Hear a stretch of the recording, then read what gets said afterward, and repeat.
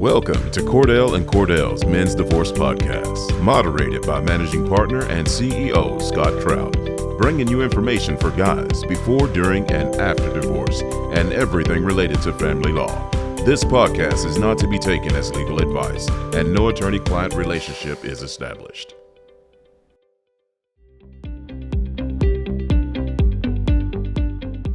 Hey, welcome back to the Men's Divorce and Cordell Cordell podcast. I'm Scott Trout, Managing Partner and CEO. And today, again, bring you information for guys before, during, and after divorce and all things related to that. And today is no different. And I always, start these podcasts out by saying it's not legal advice. We can't do that through a podcast, through something like this. You just can do that via a consult. You can schedule that initial meeting or subsequent meeting with your attorney. You can do that at CordellCordell.com. You can do that right there on the web. You can go to schedule a consult now. You can see a calendar. You can enter your zip code and find an office nearest you. You can do that just by going onto the web. You don't even have to pick up the phone. If you want to pick up the phone, you can do that by giving us a call at 866-DADS-LAW, 866-DADS-LAW. Check out all of our YouTube channel videos, virtual town halls, podcasts. Subscribe on iTunes. Make sure you get alerted every time we drop a new podcast. You want to check out our entire month of June virtual town hall Father's Friday series. Had a great time with that. Some really wonderful guests that we had on our show. Ended it up last week with the Art of Fatherhood. It's another podcast. You want to check that out as well, Art of Fatherhood. But it was a great time in our virtual town hall with that guest, Art of Fatherhood. So today let's get started. Matt, welcome to the show out of Kansas City. Thanks for having me. I'm excited to be here. So we're going to talk about religion and divorce, how they intersect, where they cross over, what it is. And, it's sometimes, it's that dicey topic of talking about religion. It's kind of, that you want to whisper it. But before we get into that, why don't you give us a little bit of history, kind of your background and why this topic is relevant and important to you?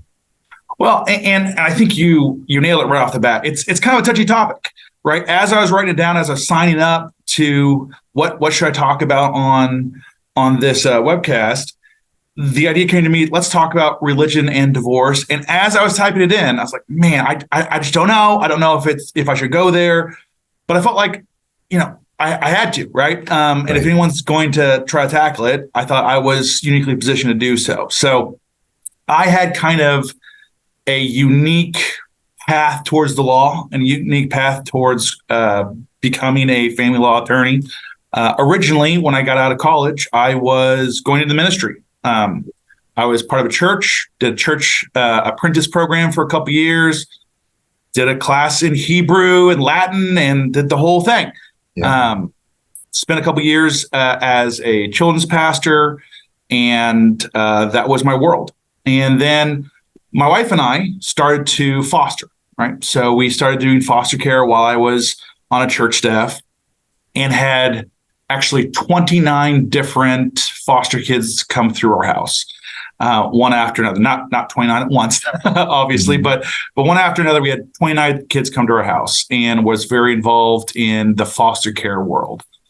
And we went to a conference. In the conference, there's a family law judge that handled a lot of foster cases where we were in the jurisdiction that we were in. And she, at the end of her talk, asked the entire audience, and it was something like 500 different foster care families, said, if any of you has the education and inclination, the ability, please go to law school. We need more family law attorneys. We need more family law attorneys that care about families in crisis. You all obviously do. Please, if any of you want to, please go to law school. And I did. So my wife and I talked about it, and that fall I was in law school. So we did it. That happened in March, and that coming fall I found myself in law school. So that's kind of my journey from the church over to the law side of things. And I think with that background, it's allowed me to address some of these issues that pop up in divorce that often aren't really spoken about and often talked about. Yeah, and I mean, it's one thing.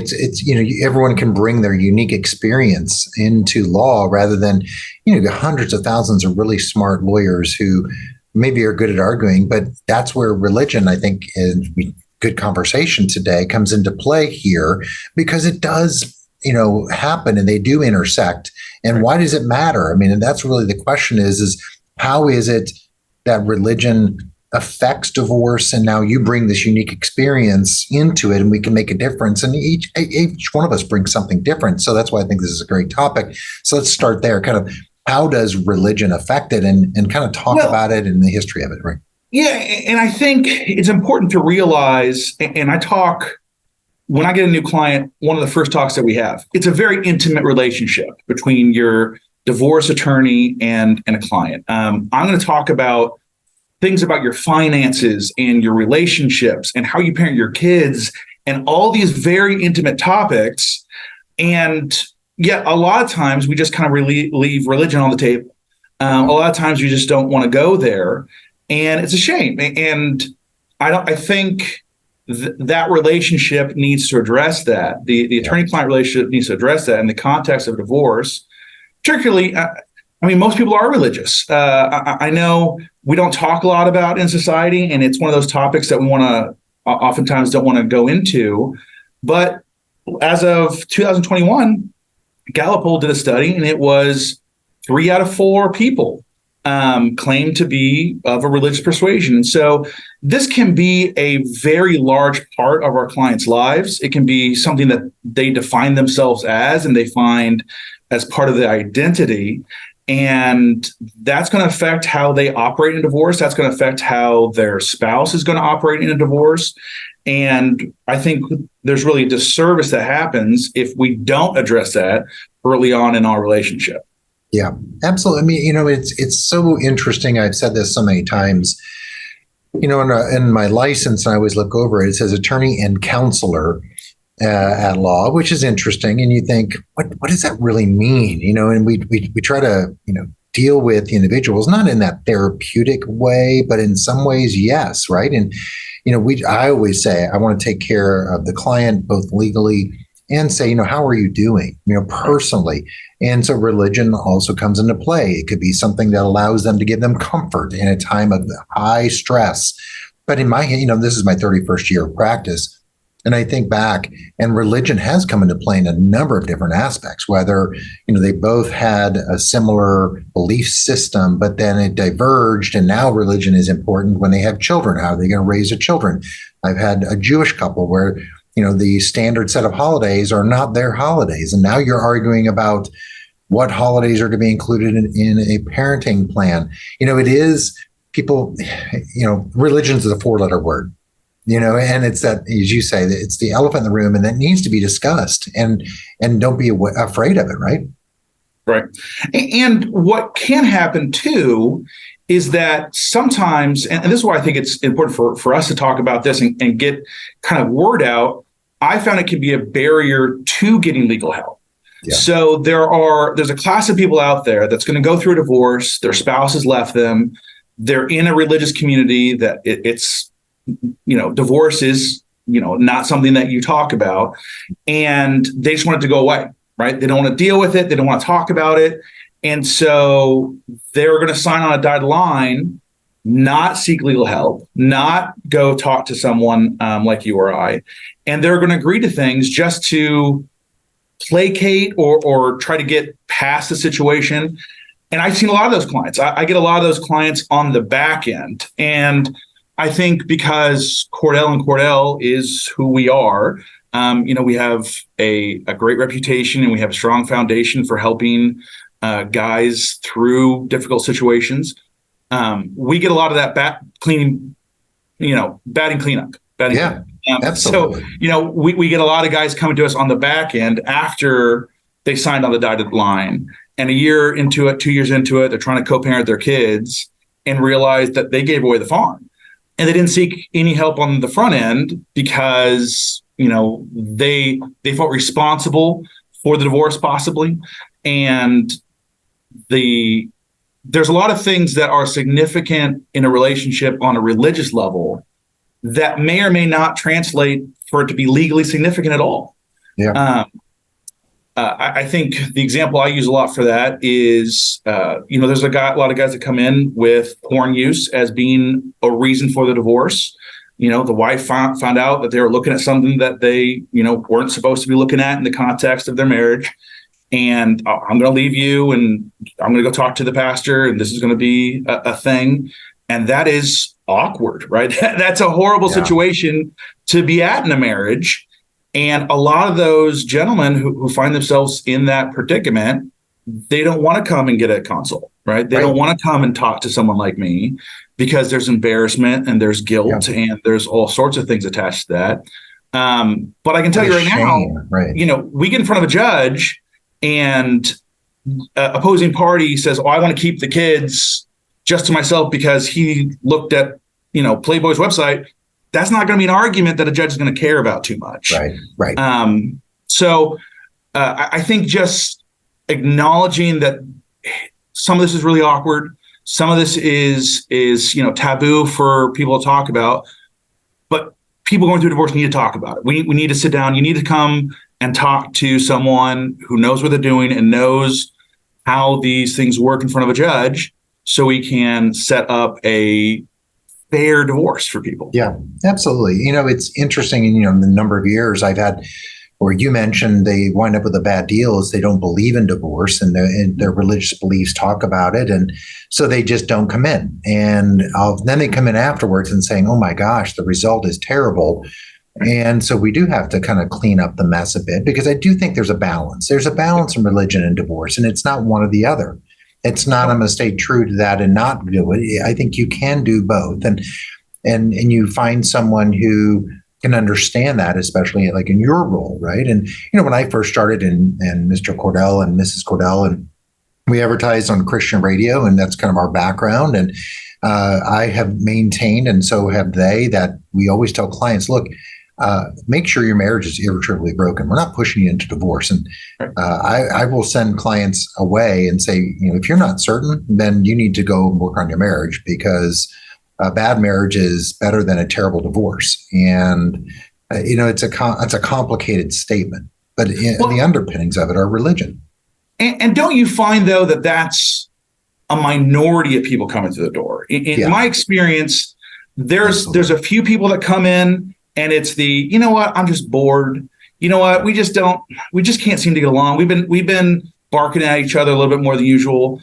That happens. We get those clients coming in, but it's the minority of clients. Most clients, I do find, are going through some really hard stuff. They're going through, infidelity. They're going through divorce. They're going through legitimately. We can't do this anymore.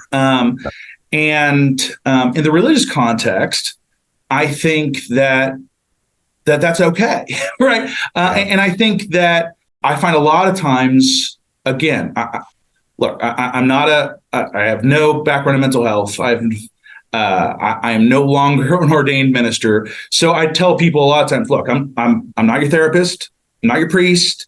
I'm a lawyer. I'm here to help you on the legal side of things. That being said, I think it is important for people to explore that kind of dichotomy that you're talking about. It's like, I can be true to my faith. I can be someone religious and still ask for justice, right? And still ask for fairness and still seek legal help and make sure that I'm not getting taken advantage of and making a mistake that I'm going to regret later.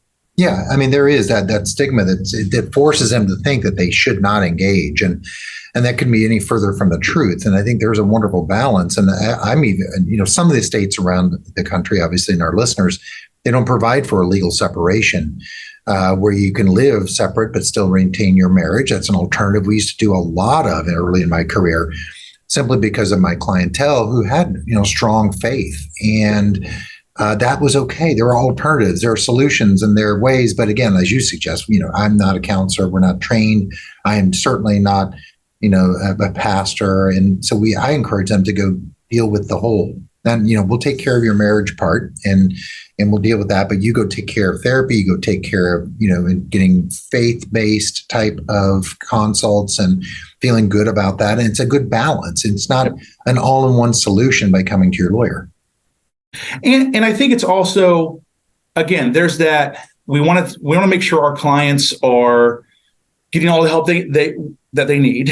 And there's that personal aspect for our clients, but also just on a strategic level, we need to have the religion talk. Yeah. I had a case where, both parties were very religious. They were part of a close-knit community of very religious folk. And she was being told, and she had to have sole custody, right? Mm-hmm. Like that was the thing. She wasn't going to walk.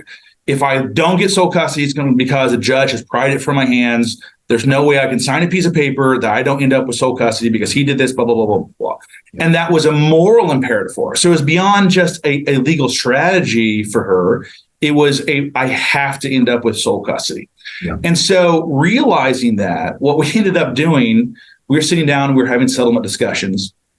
And, I walked her through some questions like, well, he has contact with the kids now, right? So you're not worried about any kind of safety concern, right? You're not worried about a safety concern. No, he's a great dad, but I need sole custody. Okay. Well, so it sounds like you're okay with him having this every other weekend that he's looking for, and Monday and Thursday nights, you're okay with it? Yeah, I'm fine with that, but I have to have sole custody. Okay. Well, do you think you'd be able to talk about, you and him having to make a decision about educational and medical decisions and kind of major life decisions? You think you and him could work together? Yeah, I can work to that, but I have to have legal. So what we ended up drawing up a parenting plan that gave her legal custody, but gave our client everything that you would get in a joint custody situation. But it was so important for her to be able to go to her community and say, I ended up with sole custody. Right. Even though, again, we tailored it to where she got to achieve her goal, but our client got the parenting time that he really was needing and deserved. Yeah. And so it's things like that, if we don't have an eye on what's motivating our clients, what's motivating an opposing party, why are they having the fights that they're having, and why are we getting stuck up on certain parts of negotiation? And sometimes that is their religious belief, and we need to have that conversation. Yeah, absolutely. You mentioned thinking about it early in my career, dealing with two very Orthodox Jewish individuals who we went to the Bet Din, and then there was the rabbinical court where they resolved all disputes, and that was very important to them. And we counseled them on kind of what to do, and then let that court and tribunal take over from there, which was very interesting. And it's a good intersection of the law and faith and religion and customary, practices. And I think you can make everyone happy in that regard. And I think that's kind of the way to approach it. So kind of looking at your history and kind of your experience, and what kind of recommendations would you have or advice for clients who kind of thinking about divorce, in the middle of a divorce, and kind of that balance of religion? Right. So again, I stress to my clients, look, you need whatever religious authority you have in your life, or whatever religious group that you're a part of, go to those people. Let's have that talk. It's an awkward talk, but go have that talk with someone you trust, because I don't fulfill that role for you.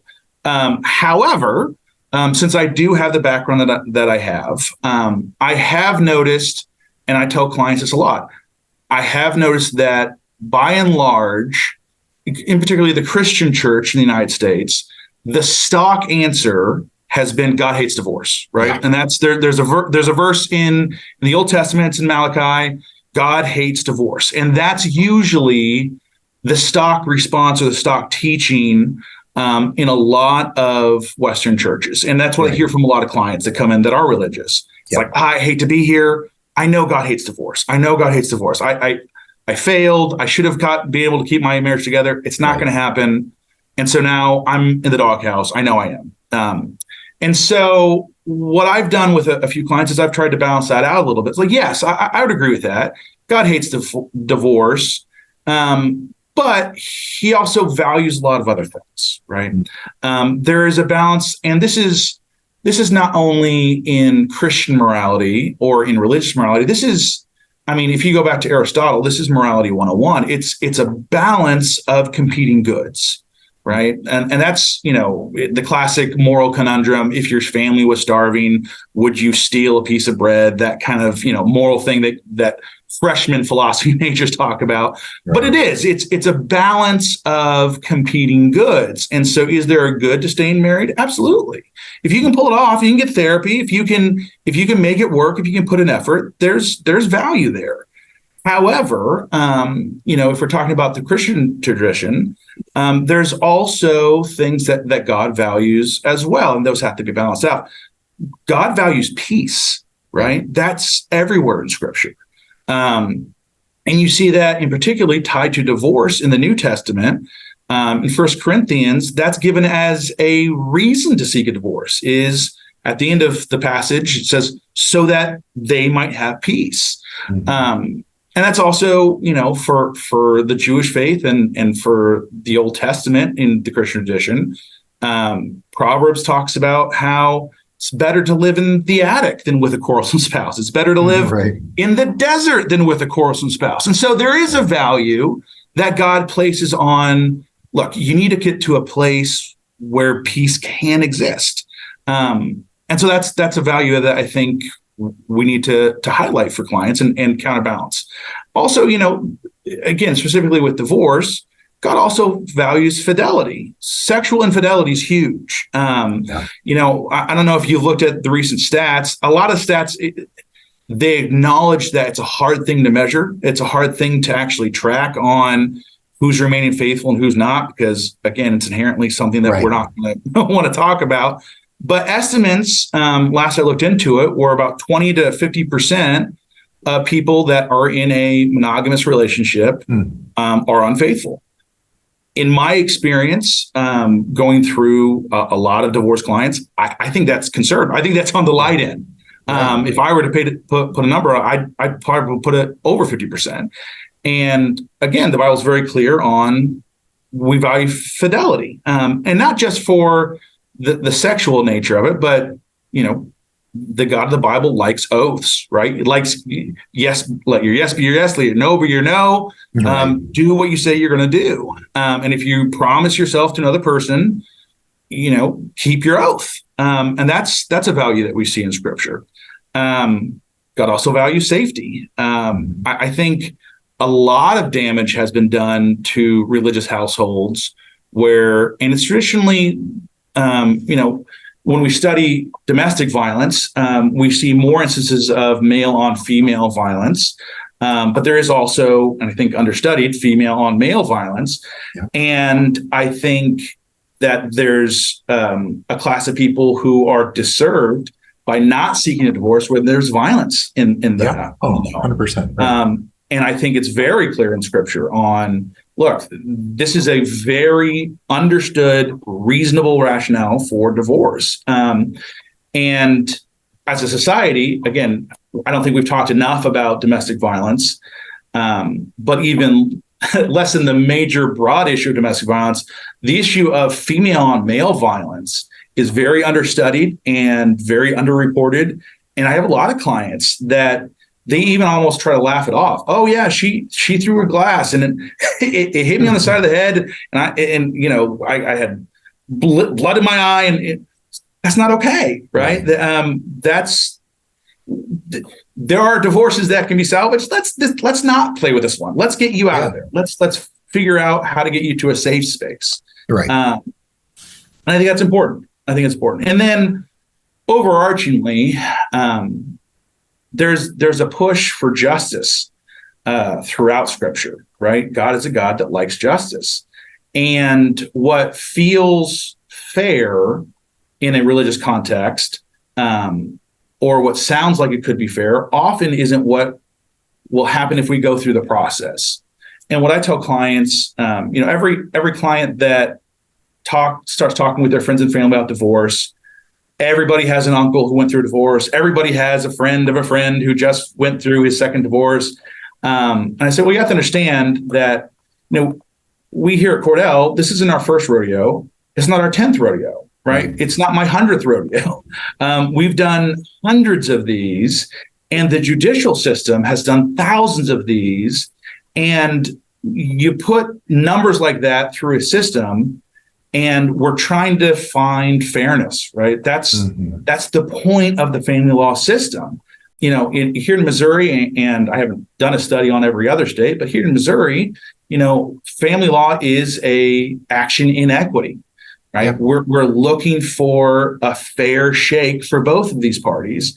And if you do that thousands of times through a system, we're going to get a pretty decent range where we think is what's appropriate given a certain fact scenario.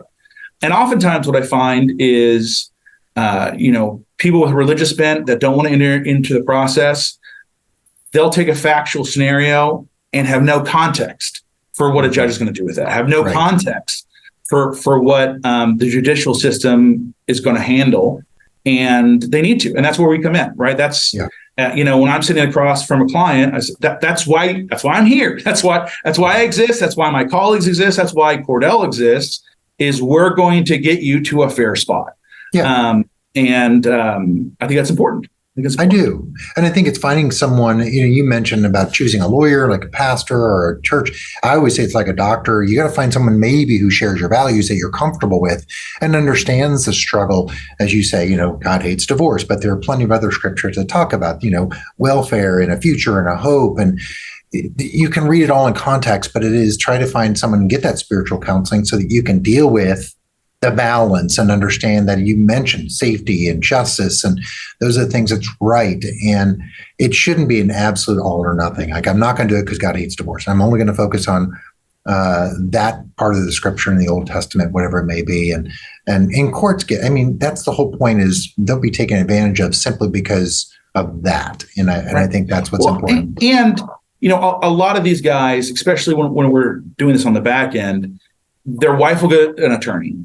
And they'll say, well, my attorney will draw up all the paperwork and you just need to sign it. Yeah. And what I explain to my clients is, look, they have a professional duty that they have to push for their client. Yeah. And I do the same thing. If I'm the only attorney on a divorce, I'm going to write that divorce agreement to benefit my client. I have to. It's a professional responsibility that we have to our clients to press their advantage. And so, a lot of guys find themselves in that situation where she lawyers up. If she lawyers up, you have to lawyer up, just because whatever agreement they're going to present you with, there's going to be things left on the table. There's going to be things left out that are standard, that any judge is going to give you, that any judge is going to think is fair. And it's going to be left out of that agreement because the attorney on the other side has to push for the advantage for their own client. Yeah. Well, good stuff, Matt. It's kind of those things that people don't often talk about, but need to, because it does happen quite a bit. So appreciate bringing it to light, and some good explanation today. Thanks for joining. Yeah, thanks for having me on. Well, continue to tune in for great information, resources just like this. Check it out on our YouTube channel, social media. Go ahead and subscribe to the podcast. Go to CordellCordell.com and tune into our next virtual town hall coming up this month in July. We'll bring you live items where you can ask questions of our attorneys and get answers right then and right there. It's free. Just sign up, log in, log on, ask questions, get answers. Until next time, have a great week.